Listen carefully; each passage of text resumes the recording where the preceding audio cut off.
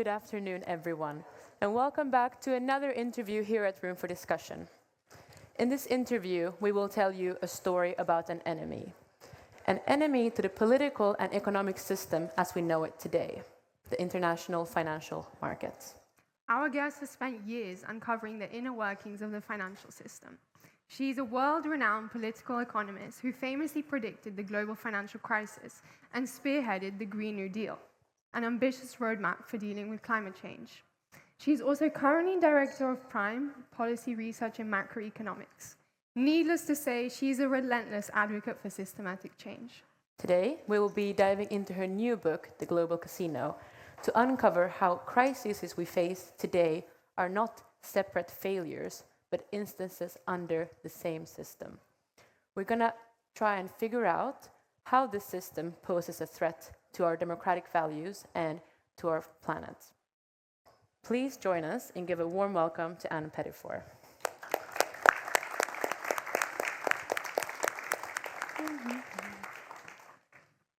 Hi. Hi, welcome. This is for you. Thank you very much.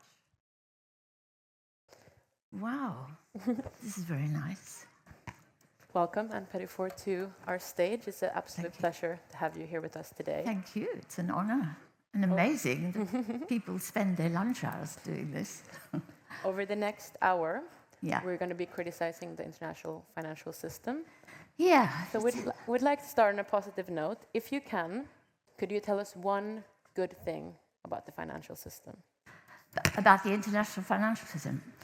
Well, you need to know that I regard our monetary system, our developed monetary system in developed economies, as a great civilizational advance. The point about it is that it can enable us to do what we can do. We can't do more than we're capable of, and we can't do more than the ecosystem has the capacity for. But the monetary system, as it's evolved over history, I regard as a wonderful thing. It's enabled us to do what we can do. Unfortunately, it has been captured, and it now is managed and mismanaged in the interests of the 1%. That's my complaint. And to get everyone up to speed why you feel this way about the international financial system, you have written a book where you refer to it as a global casino. Yeah. So could you describe to us who is gambling in this casino and with what kind of chips?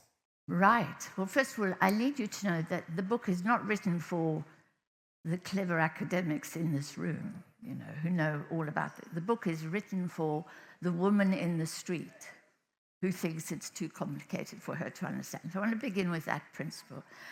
So who's active in that? The book begins by telling the story of Masamoto Son, who is the chief executive of a company called SoftBank. And Masamoto Son is an extraordinary person. He was Korean that grew up in Japan, but in Japan, Koreans are treated very negatively, very badly, and there's a lot of racism effectively towards them. And his father, I think, originally had a pig farm, and he grew up in this place, and then his father opened a pachinko, which is a kind of slot machine place. And I don't know what happened next, but this young man, sort of brilliantly decided to take himself to California and discover more about tech and more about the international system, really. And he then began to bet on what was going to work and what wasn't going to work. And he made some fantastic bets. And he's been, at some levels, hugely successful, but he's also had devastating losses. And the thing about him is he's not a tech innovator. He's not like Steve Jobs or, the head of NVIDIA or anything like that. He's a man who just speculates, but with billions and billions of dollars, and loses billions and billions of dollars. And the point is that he moves around the world, and he's the biggest investor in capitalist United States, or the biggest speculator of investments in the capitalist United States, but equally the biggest speculator in communist China. So he's an extraordinary man, and his ability to do that is because of the nature of the international financial system, and in particular, the power of capital mobility. When you talk about credit in the book, it's not the most tangible thing for us. Right? So how does, at least not compared to people doing real jobs earning wages. So how does this invisibility almost shield the ones in the casino from the day-to-day person? Right, well, there's two things. First of all, you know, central to the book, although it doesn't major on it, is the understanding or the misunderstanding of money. So we have orthodox and what's known as heterodox, but I regard it as not heterodox at all, understanding of the nature of money. And the orthodox understanding is that money is like a commodity. It's what you see crypto is. Crypto is is based on a Hayekian notion of money as a commodity, and furthermore as a commodity under private authority. Whereas for John Maynard Keynes, and I'm a Keynesian, John Maynard Keynes understood money as a social construct, a social arrangement, a promise to pay, which was part of a system which underpinned the promise with the law, essentially, with contracts and with regulation, and was managed by public authority, not private authority. And that's a huge divide in economics. The Keynesian view is disregarded by more orthodox economists and most mainstream economists. I'm sure there's nobody here who is studying Keynes's monetary theories and policies. Am I right about that? How many people have read Keynes's books on money? You see? Oh, we have a couple. Thank you. So this is this big divide. But the point is, if money is under private authority, then that means you can detach it from public institutions like central banks, and you can begin to operate in what is known as the shadow banking system, which is a system of banking, of creating new money, which operates beyond the regulatory authority of the state, of the democratic as well as the undemocratic state. And that space, if you like, has been created by those who want to escape the guardrails of public authority and want to operate simply in markets and create a market in money as if it was a market in platinum or a market in rubber, you know. And that's not possible if your understanding of money is that it's a social construct that must be regulated. And that shadow banking system, that's what I call the casino, that operates really. And it's enabled by this great thing called capital mobility, which Mr. Masayoshi Son is so fond of. We're going to get back to capital mobility. But for now, to start off the interview, why should people in the audience, it's a lot of students, we're not yet maybe in the job market. Why should we care about the casino's elites investing in these intangible assets? Well, because the casino's inclined quite regularly to inflict financial crises on the rest of us. And it's inclined to inflict those crises without itself bearing the cost of that crisis. So we saw in the 2007-9 crisis, we saw that Wall Street banks could go bust. But since 2007-9, the situation has changed, and it is now impossible for either a Wall Street bank or a shadow bank to go bust. The central banks of the United States, of Britain, of Europe, and of Japan will not permit that to happen.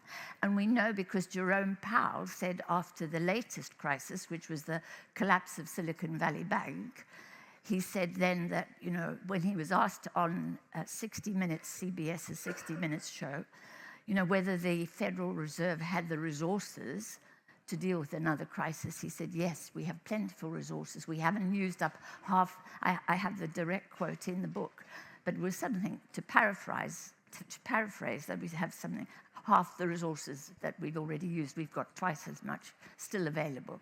And the message to Wall Street was, go and play.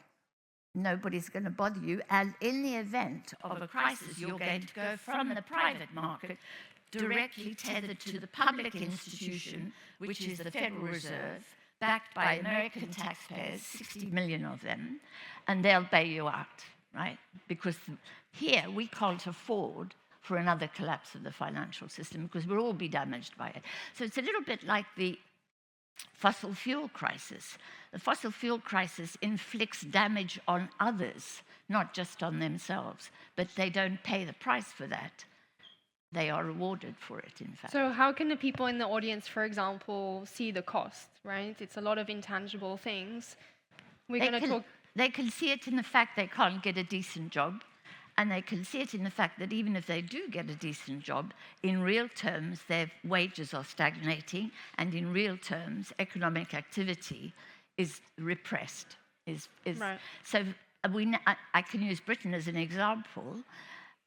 Before 2007-9, the trend of economic activity growth, is what the economists call it, was in this direction, and now it's flattened and it's static. And so if we had continued in this direction, average earnings would have been £60,000 a year in Britain. In reality now, average earnings are £30,000, half of what should have been the way. And that's a direct consequence of 2007-9, but also the COVID crisis and also the recent Silicon Valley crisis. When you mentioned that the financial market can be bailed out, essentially, yeah, it ultimately shows how intertwined the interests of the central banks are and the financial system. Yeah. So you pose that governments should mandate that the central banks first need to be prioritizing the domestic economy, and secondly, also, as you mentioned, actively regulating the international capital mobility. So explain to us, why is this the solution? So don't get me started, as they say. The whole question of the independence of central banks is part of, I would call it a conspiracy to deflect the activities of the Federal Reserve to serve the interests of big global capital markets, as opposed to serving the interests of the domestic economy. And that's by design. That's happened that was not the case. For example, in Britain, between 45 and 71, which is known in all of economics, both on the left and the right, as the golden age of economics, the central bank was not independent. We did not have fiscal rules. And, the Treasury and the central bank worked in tandem to support the economy. So after the war, Britain's public debt was 250% of her income, and the Labour government began to spend crazy money. They spent on building the National Health Service, they built public housing, they built a public education service, they nationalised the coal mines. All of that took government expenditure, and as time went by, the public debt fell from 250% of GDP to 20% of GDP, because, of course, all that spending generated economic activity, which generated income and profits and tax revenues, which came back to pay for the debt, which is why the debt fell in real terms. That was a period in which that was the Keynesian model. And from 71 onwards, 71, 73 onwards, we've had a different model, and we've had periodic crises, and we've had high public debt and low private incomes. Yes. So on the note of central banks, however, you yes. also talk about international mobility. Yeah. Tell us why that's a solution. So there's a wonderful book that I would like to recommend you all read. It's by a young woman called Leah Downey, Downey. She's an American, but I think she's working now at university. I think she's in London, University College London. She's written a book, and it's called something like Central Banks as If Democracy Matters. And her book is about how we treat central banks as being an enormous, as vested in enormous power, the foundational power of the state, if you like, But that power is not wielded by democratically elected governments, but by independent technocrats. And those technocrats, as I say, work in the interest of the capital markets. Now, I don't want you to think that I'm like Donald Trump and I want to take control of the Federal Reserve the way he does. But he's got a point. And there is a point about the way in which central banks operate in a detached way from the democratic mandates of governments, right?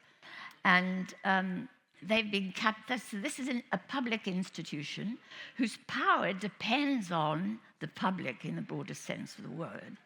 But the power is deployed instead in the interests of capital markets. And my argument, and Keynes's argument, was the central bank should be focused on reviving the domestic economy and ensuring that there was prosperity at home, which made the necessity of competition with markets abroad unnecessary. Because he realized from the crises of the 20s and the 30s that there was competition internationally in a world of capital mobility for markets in money and in trade. And that competition created economic tensions, budgets, deficits, and trade deficits and surpluses, but also with those economic tensions, political tensions, which ended up in a catastrophic war. And he did not want to see that repeated. And for that to happen, the central bank should really be focused on reviving economic activity at home. And the way you pose this obviously goes directly against central bank independence, which we tend to learn at school to be something important. Yeah. So this proposed system, how would it protect the central bank from political volatility or short-term pressures from the government or the cabinet? To be honest, I don't. You see, the very fact you pose the question in that way suggests that political pressure is a bad thing. You know, when President Trump goes to Davos, I need you to know, hope I don't have to explain that I think he's a fascist and he's a very unpleasant character. But when he goes to Davos and says that the banks should cut credit card interest rates, he's reflecting a political position that's coming from below, if you like. It's a democratic demand. People are finding, that banks are making usurious rates of interest on something that we're dependent on, a credit card. And it takes a fascist to argue that we should be doing something about it. In my view, democratic politicians should be saying the public is being ripped off. And the public knows they're being ripped off, and they're mad as hell, and they're behaving badly as a result. Do you see what I'm saying? So now, you need to know that most of my work has been in the field of sovereign debt, and I've worked in Africa an awful lot of the time. And I helped Nigeria clear about, what was it? It was about $30 billion of debt that she owed at the Paris Club in 2005.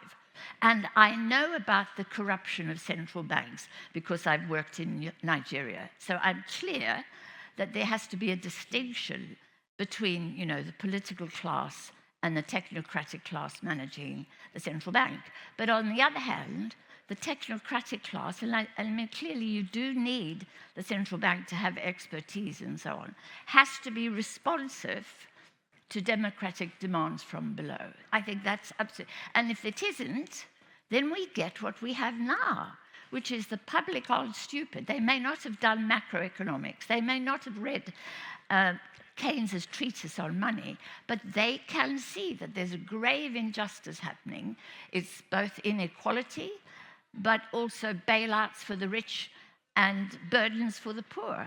And that is creating the kind of tensions that's making the far right so successful across the whole of the world, not just in Europe, not just in the United States, in India, and so on. So anyway, I'm ranting now. But the point is, therefore, it seems to me we've got to get this balance right without doing a Donald Trump and trying to manipulate and sack Jerome Powell for reasons that have no rational basis. You say that central banks can be corrupt. Yeah. But what if a democratic government is not really democratic and it's also corrupt? And then you're kind of falling with two evils. And then that's a real problem. I mean, that's why you need regulation. I can be corrupt very easily. I mean, I can get on my bicycle and ride through a red light, and I do it regularly. You know, it's my instinct is to behave badly. And, you know, I need regulation to curtail what I do. In exactly the same way, we need regulation to, because we are prone to cheating. Let's face it, it's kind of human nature. So we need to be managed. And I regard regulation as one of democracy's great.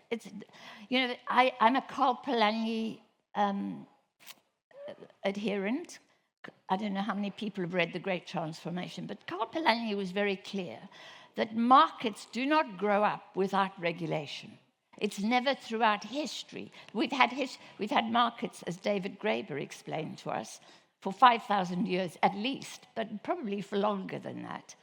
But always the village chief or the city authorities always managed whether a pint of beer was a pint of beer, whether a yard of cloth was a yard of cloth, because it was very easy for the cloth seller to sell you less than a yard when you'd ordered a yard, or to sell you less than a pint of beer, because that's his instinct. He's trying to make a profit on every sale, right?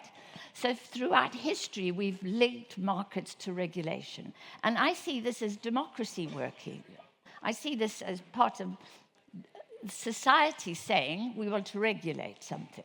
And I always give the example of the London Underground. This might sound simplistic, but when I moved to London, which was a long time ago, 50 years ago, and you got into the London Underground, the coaches were full of smoke. People smoked, right?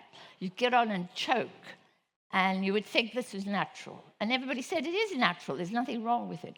And the tobacco companies made sure that we did not understand the links between tobacco and cancer. And so we carried on smoking, and we carried on getting cancer. And then gradually, the knowledge developed, the understanding developed, and when we understood there was a link between smoking and cancer, we began to say, hey, government, you have to manage this, you have to regulate it. And then we regulated, and today when you go on the London Underground, there is no smoke, right? And that's a good thing. So it's kind of, regulation is that process whereby society says, hang on, this market in cigarettes or this market in cars is killing me, and society demands that government should do something about regulating those markets. And it's been doing that throughout history. We're going to get back to regulation later on in the interview, but just circling back to international capital mobility. Yeah. How can the central banks actually manage this international capital flows when physical borders don't matter in the global casino? So how can they do this? Well, let me give you the example of something called Ryanair. Everybody knows Ryanair? Of course. Does everybody know Mr. O'Leary? Does everybody know Mr. Elon Musk? Right. Mr. Elon Musk wants to buy Ryanair, and Mrs. von der Leyen puts her hand up and says, no, sorry, there's a regulation in Europe. You can't buy our airlines. It's not allowed. Thank God. We don't want Elon Musk owning our airlines. That's a capital control. We're controlling capital coming into this country, into Europe. And it's a jolly good thing, really. So capital controls are not just vicious, horrible exchange controls that stop you going on holiday, which is how they're depicted. It's the management of cross-border capital mobility. So, for example, in Britain, we are the most liberal, the most orthodox, the most neoliberal nation in the world. But when London house prices went through the roof, our central bank governor, one Mr. Mark Carney, introduced a new regulation, which was that foreigners buying property in London had to put down a bigger deposit than local people did. That's a capital control. It's called a macroprudential tool by the central bank authorities. And it's a way of, and what happened then, as a result, prices started to cool.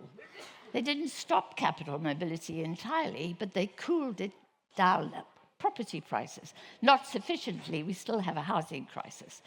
So capital controls have been demonized by the orthodox because it's in the interest of of Mr. Masayoshi Son to have capital mobility, right? And we like it too because it means we can shop at Amazon. It means I can come here.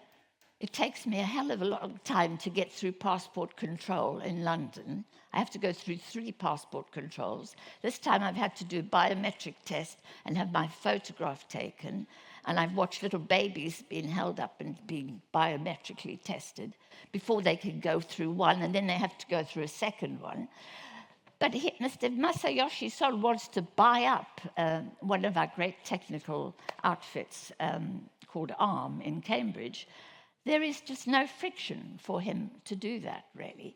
So we find that there is friction, there's barriers for labor, and there's barriers for trade, but there aren't barriers for capital. And and the point is, between 45 and 71, we knew how to do it, and we can do it again. Now, the problem with doing it is that it requires an international effort. It has to be coordinated. And in a world dominated by Mr. Trump, there is no international coordination. There is only hostility. And the way it gets changed, we will change the law, we'll change the system again, but only, in my view, and I'm being really hopeful and cheerful here, after a catastrophic world war. We'll wake up again and say we can't have these imbalances anymore. And it'll be too, so there's one way we could be reasonable and rational and deal with this reasonably and rationally, or we can allow the system to continue as it is at the moment, creating crises, accelerating inequality, and above all, creating imbalances, both financial and trade imbalances, which are causing global geopolitical tensions, which is leading to the rise of fascism, and therefore ultimately, war between China and the United States, perhaps God knows what else. But the point is, we could go that way, or we could be rational, and we could abandon the orthodox economic theory. And that's going to be hard, and that's going to be difficult. I think now the audience is up to date on the global casino. I think it's the perfect time to open the floor. If any questions from the audience, just raise your hand if you have a question, and we'll get a mic to you. I think we'll start with the gentleman in the grey sweatshirt. Yeah. Yes, thank you. My question was if you could maybe give your perspective on the proposed digital euro, and if you think that could help solving this power imbalance that's now the case between public and private financial institutions, and then maybe not necessarily in the way it's now proposed, because now there's they want to be capped, so you can only have a fixed amount of digital euros, but maybe in a form that it would actually be a good alternative for bank deposits. Right. Well, 2 things. First of all, all our money is digital anyway at the moment. It's not tangible, most of it. Most of it is done on the internet, with the most tangible bit is our card, our debit card or our credit card or our bank statement. If we get a paper bank statement, we don't even get that anymore. So we've got digital money. I don't understand. I'm listening carefully. I've got great respect for the economists at the Bank for International Settlements who are discussing this, but I really don't see the point of it.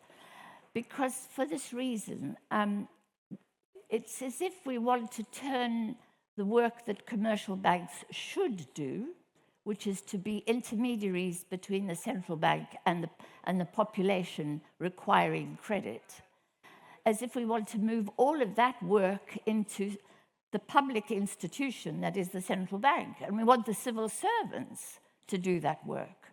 I don't understand that.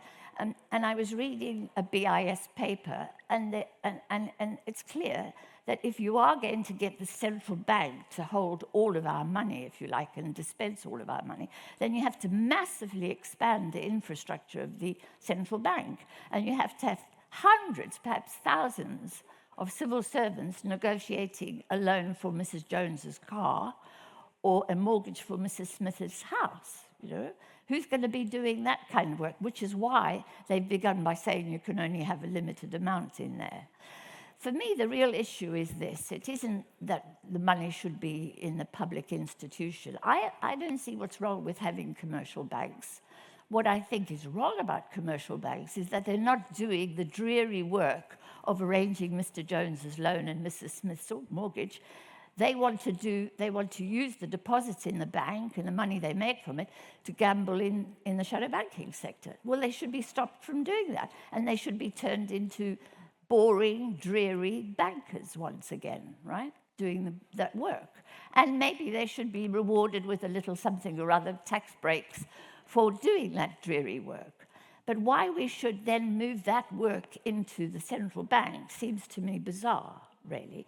The role of the central bank is to be, if you like, strategic and to be macroeconomic and to decide how much credit should be available to the commercial banks for dispersal to the population and how much credit should be available to the state. That's the real power of the central bank.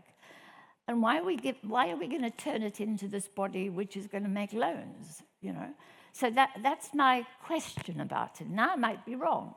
I'm trying very hard to be unbiased about this debate, but I don't really see the need for it. Thank you for your question. We would have time for another one. Yes, just in the white T-shirt there. Yes, my question was still about regulation. Yeah. Because, so I was wondering, if you have a corrupt government and a corrupt central bank, Yeah. Then who should regulate them? Because in my view, the central bank is there to regulate, right? Or maybe I'm seeing that wrong. So my question is, who would we regulate then those corrupt? Yeah, that is a sort of profound question, actually. I mean, so I've worked in Malawi and I've worked across Africa where, you know, Malawi, for example, it doesn't have a trustworthy central bank and it doesn't have the public institutions that uphold their monetary system. And as a result, Malawi has no money. She relies on other countries' monetary systems, the dollar, Japanese yen, and so on. And the question is, how, if there's corruption on both sides, how you deal with that. Now, in the case of Malawi, the World Bank says to her, don't you worry about building your police force, your criminal justice system, you know, your tax collection system, your accountancy systems, your standards. Don't develop those.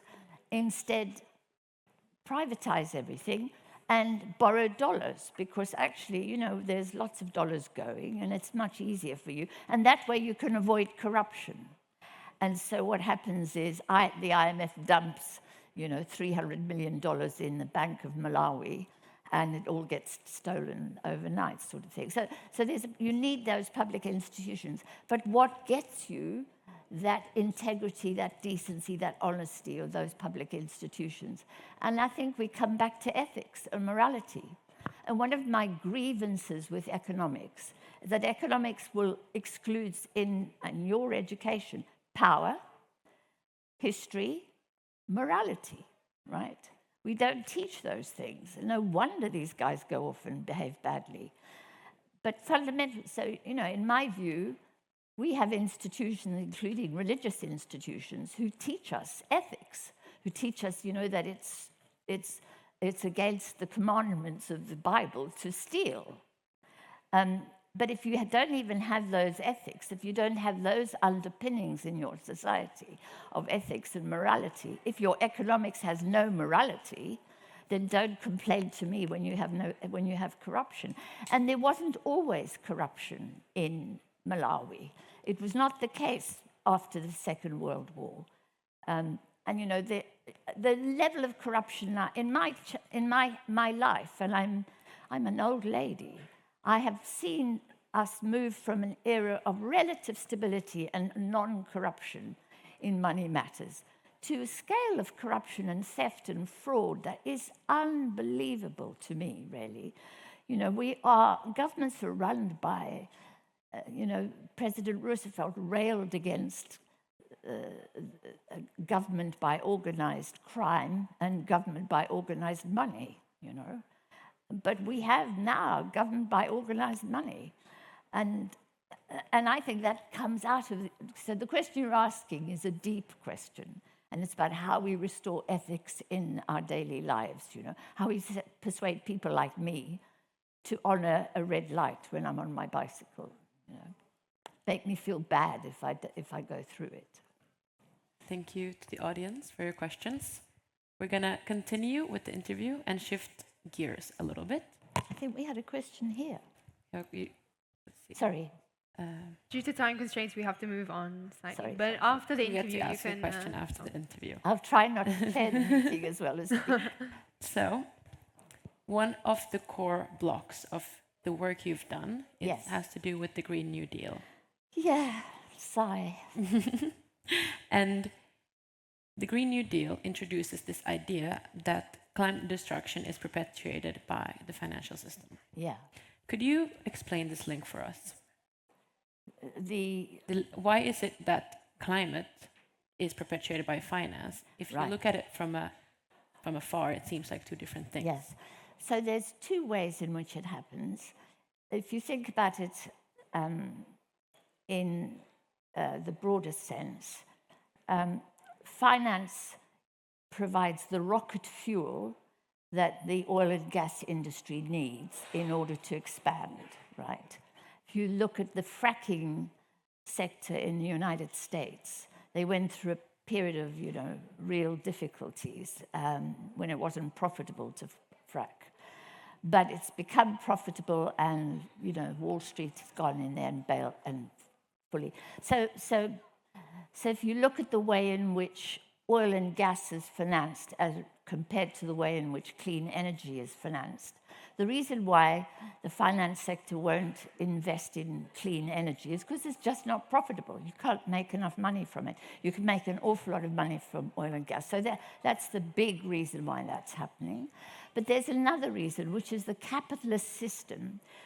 And I just want to remind you that Keynes's great work was called The General Theory of Employment, Interest, and Money. And he was absolutely obsessed by the power of the rate of interest in extraction and in intensifying imbalances. And that's because if you have a credit system with high real rates of interest, then you have high real rates of extraction to compensate. If you think about it, if a farmer takes out a loan at a very high real rate of interest, for him to be able, or her to be able to repay that loan requires that he must, and Holland is a profound example of this, must intensely exploit the land and increase its productivity in order to match the growth in the debt that comes as a result of the sometimes compounding of interest rates. And so for me, the rate of interest is one of the drivers of extraction and exploitation. But it's not regarded as that. Very interesting, orthodox economics has no theory of interest. It doesn't work on the question of it. They think of money as simply being a veil over real economic activity, and B, they don't regard interest as being terribly problematic. Keynes was very clear that interest lies behind the increased... and if you think of a country like Brazil that is constantly getting into debt with foreign creditors, and foreign creditors, demand repayment in dollars, which requires Brazil to strip her forests, to fish her seas, and to degrade her land by planting excess amounts of soya. And so the direct link between, the exploitation of the ecosystem and the monetary system, for me, lies in that. So we have to manage that first and make it sustainable for Brazil to develop without having to do that. You mentioned Brazil. It feels like the current system is specifically rigged against the global south. Yeah. They're subject to debt burdens, conditional lending, volatile capital flows. Yeah. While at the same time, they're chastised for failing to meet climate targets they had little role in creating. Yeah. So, given this imbalance, what would a fair climate transition require? What would that look like? Well, it would require, first of all, we have to deal with the oil and gas sector. We just have to close them down. Now, the thing is, I'm not in favor of just destroying them and destroying shareholder value and so on and so forth. They will probably have to be compensated, And I'm not against compensating some people. And we're going to have to transform the economy to be more sustainable and to depend more on clean energy. China is moving in that direction. But in order to do that, we need a lot of money, right? We need our monetary system to enable us to finance the transition. Now, I'm a member of the Scottish Government's Just Transition Commission. And it's been a very illuminating experience. Scotland has Aberdeen, which is a very intensive oil and gas extraction centre. That's where most of Britain's oil comes from the North Sea. And Aberdeen, if you go to Aberdeen, it's like London. It's kind of super, super wealthy, right? Because it's all oil and gas. How do we work with that community? And on our commission, we have trade union leaders who represent oil rig workers who are very highly paid, right? And they're asking us, what about in the transition? What are you going to do with us? Are you going to treat us the way you treated the coal miners when you closed down the coal mines? And we're arguing, actually, no, we have to move from that, and you're going to have to move into a different kind of economy where, for example, we pay much more emphasis on social infrastructure rather than physical infrastructure. And social infrastructure involves all those sectors which are not, on the whole, carbon emitting, and that includes education, from youth to old age. It includes the arts, it includes sports, it includes health, it includes science, it includes research. All of those things which are terribly important to society's resilience, economic resilience, but which do not, in the same way, emit the same amounts of carbon as oil and gas. So then these trade unionists say to us, well, are you telling me I've got to go and work in an old age home and look after old ladies with Alzheimer's, where I'd be paid nothing? And I said, no, what we have to do is to increase the incomes of people in those sectors and recognize those sectors as working as valuable as the work that is done in the oil sector, and then it'll be meaningful. So, this transition, my Scottish experience has given me a lot of understanding of how hard this is, really. But in order to be able to do it, we need the monetary system to work for society and not against society, really. But can I just say, on the Green New Deal, I'm very amused. First of all, the EU, we wrote the original Green New Deal back in the middle of the financial crisis in 2008. It was a very modest report, and it was picked up by people. And then one day, the American Democratic Socialists turned up on our doorstep, and they said, we have this candidate called AOC who's standing in a primary in New York, and we would like a policy program for her. And we said, we've got something here called the Green New Deal. And they went off, and then she, of course, made it very famous. And the Europeans then, eventually, they come up with something called the Green Deal. But the one that amuses me most is Donald Trump, who calls it the Green New Scam. And what I like is that he keeps the Green New bit into it, so the echo of the Green New Deal is still there, even while he's calling it a scam. It's fun. So the picture you're painting here is that the Green New Deal was written years ago. Yeah. Even before this, the first IPCC report was published back in the 90s. Yeah. So it seems like it's a case of too little, too late. Yeah. So how can the political movement around climate change, which is an issue that needs constant prioritization, how can this be sustained in the current political landscape?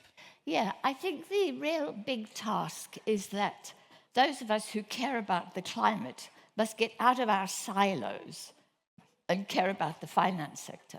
And those of us who care about the finance sector must get out of our silos and care about the climate. And it's our problem is, and the problem for me, the reason I'm writing this stuff is because I want us to have much wider understanding of the way the system works so that we can transform it. Just like we had to learn about tobacco and cancer, we've got to learn about the cancer of the international financial system. And how do we do that? Education. Okay. So that's what Rosa Luxemburg argued. She said, first of all, mass education, and then mass action, and that leads to transformation. Not necessarily revolution, to transformation, right? Now that's kind of utopian, perhaps, in this climate, but for me that's the only way. I don't want to I don't want to go out and shoot people and assassinate politicians, because I don't think that's going to help.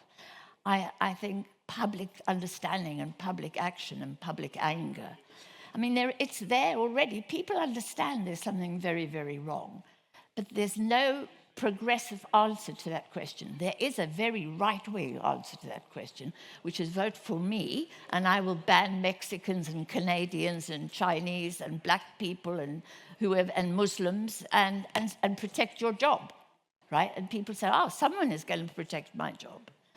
But, why isn't there a progressive answer, which is, we're going to we're going to protect your interests in a democratic sense. Anyway, I'm getting carried away here. But I think that's the challenge that we face. And I'm afraid, I should be looking after my grandchildren. I'm determined that we should do something to spread understanding. One thing that seems to be a bit of a clash is how public frustration, you say, sometimes lie in the wrong place with governments when it's the financial system that is making the rules of the game. Yeah. At the same time, we have governments sometimes doing what you call pretending to be powerless. Pretend powerlessness. Yes. So I'm curious, in trying to create a system that would work good for your grandchildren. Yes. How can I know the difference when someone is pretending to be powerless, and how do I know when to actually blame them, someone in office? I don't, the point is, first of all, I mean, perhaps it's very unfair to say pretending to be powerless, because in my view, and my experience is British, is our politicians were made powerless. When I was very young, the politicians sitting on the green benches in the House of Commons were responsible for the health sector, but they were also responsible for broadcasting. They were responsible for water. They maintained the water industry. It was a public institution. It was privatized. These are powerful resources of the state, which we privatized and gave away. And when you do that, you find you're sitting on the green benches and you're not making political decisions about any part of your economy. And when you've privatized your bank, your central bank, again, you're not making any and then you invent something called fiscal rules. And in Europe, we're as dedicated to fiscal rules as the Brits are. And where did they come from? And who are they?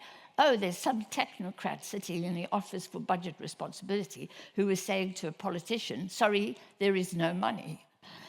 We can find 70 billion pounds the day after we hear about COVID for the finance sector, but actually for welfare, there is no money, right? And why is that happening? Why are politicians accepting that? Partly because so much has been privatized and marketized that politicians are genuinely powerless, but partly because they have made themselves powerless, really. But what do you do about it is to say, no, it's about time you exercise power on behalf of your constituency, which is your democratic constituency. Assuming governments are willing and are able to regulate this casino, what has to institutionally change for us to prevent financial regulation from capture again from the private sector? So mainly we have the reason, it's so hard to do. There are several things we can do straight away, and I was explaining this last night at our meeting, which is, you know, the financial system operates independently, it appears to be, of the authority of the state. But in a crisis, it appeals to the state for bailout. But also, it is tethered to the state in many, many ways. And one of the most important ways is for the enforcement of financial contracts. So, you know, if you make a deal with a Russian oligarch to purchase something, you go to your London court to get the contract signed. You go to your London court to sue him or her when he fails to uphold the contract. Or if you get married in Moscow and then you want to get divorced, the best place to go is to London, where you're going to get the best deal out of the most efficient courts. So what the public institutions do, and the public institutions are paid for by taxpayers, is to, you know, uphold contracts. And that's incredibly important to the private sector, on the one hand. We could say to them, you're very happy to make a contract out there in the shadow banking system, but sorry, we are not going to uphold your contract. Overnight, you would see people being far more careful in doing deals, number one. The other thing is our debt, public debt, sovereign debt, which takes the form of bonds or gilts or treasury bills, is an asset, is a fantastically productive but also safe asset for the financial system. Without bonds or treasury bills or debt, public debt, they would lack the assets that they need to invest in to protect their surpluses, right? So they use our publicly created debt as the fundamental plumbing of the financial system. In 2000, President Clinton decided that he was going to have austerity, he was going to balance the books, he was going to cut spending. And so the US Treasury stopped producing Treasury bills. And that nearly broke Wall Street.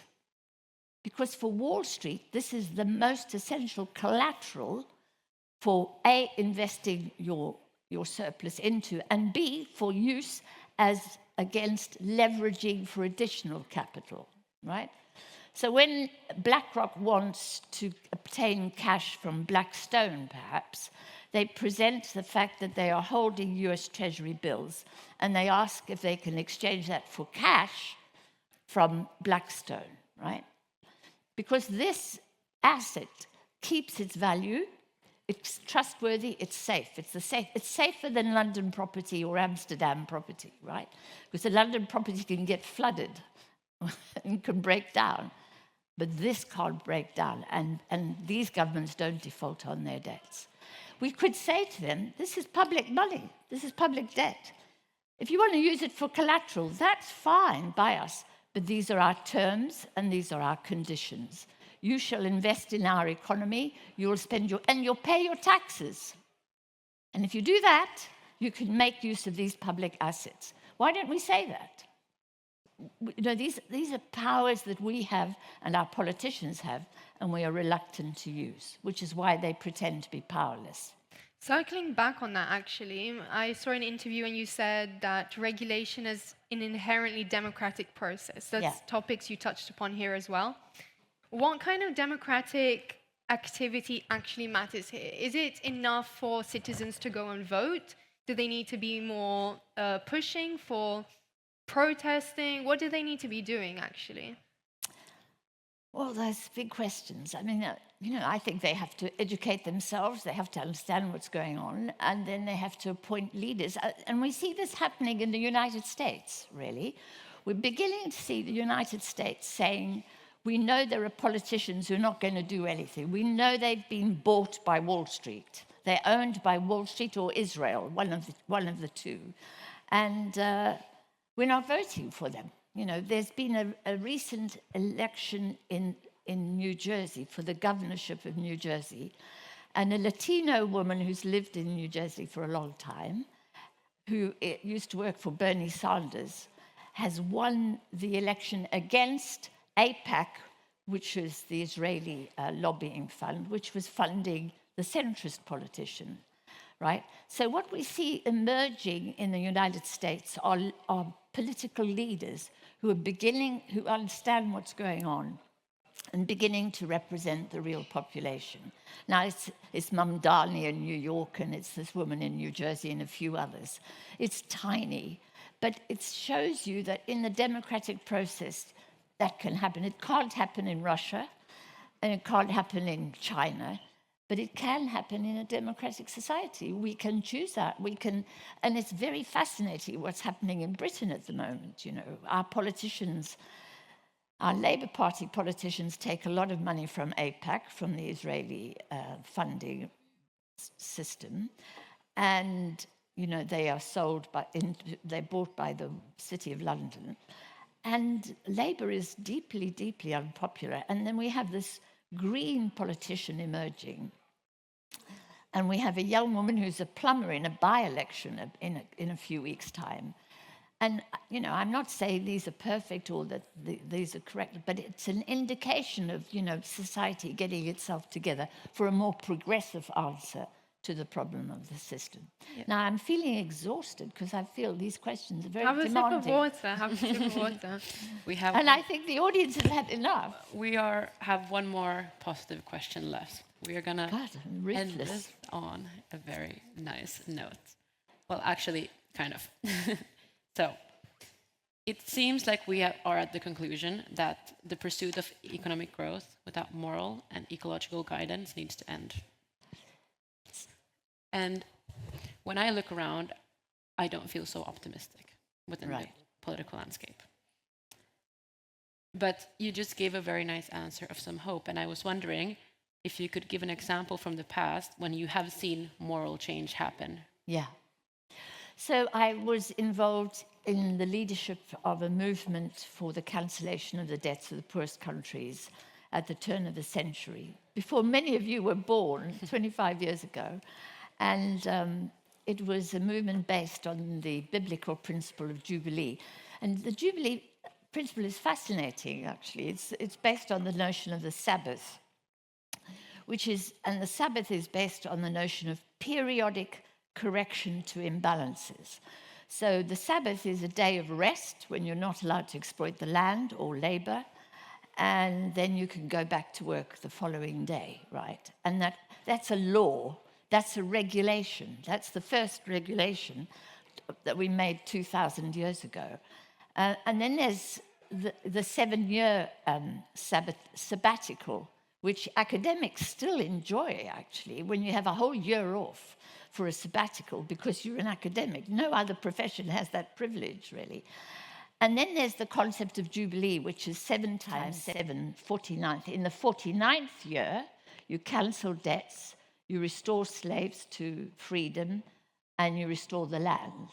And then you sound the trumpet of Jubilee, and that principle led the anti-slavery movement in the United States. If you go to Philadelphia, there's the Liberty Bell, which emerges from this concept of the trumpet of Jubilee.